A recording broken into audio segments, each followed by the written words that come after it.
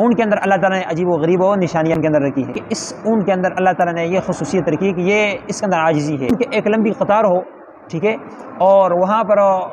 एक छोटा बच्चे को भेजा जाए कि इस ऊँट की कतार को आप रवाना करो, तो वो ऊँट उनके साथ रवाना हो जाते हैं। हालांकि ये ऊँट दुनिया के सारे जानवरों में से सबसे बड़ा ताकतवर जानवर है,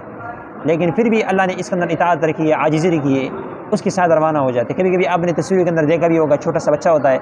और ऊँट का मुहार उसने पकड़ा होता है और इस तरह वो रवाना होता है। चौथी खसूसियत और कुदरत की निशानी अल्लाह ने इसमें ये रखी है कि ऊँट इसको हर इंसान पाल सकता है, ख्वाह वो अमीर हो, गरीब हो, मुफलिस हो, क्योंकि ऊँट का कोई ख़ास खुराक नहीं होता, कोई फरीजी वाला ग़ज़ा नहीं होता है, हर किस्म का खुराक ये ऊँट खाता है। इस ऊँट के अंदर अल्लाह ताला ने ये भी कुदरत की निशानी रखी कि इसके अंदर एक टैंकी अल्लाह ने लगाई है, टैंकी, और उस टैंकी के अंदर 8-9 दिन का पानी महफूज रहता है। अगर ये ऊँट 8-9 दिन पानी ना भी पिया ना तो फिर भी ये गुजारा कर सकता है, क्योंकि उधर टैंकी से उसको पानी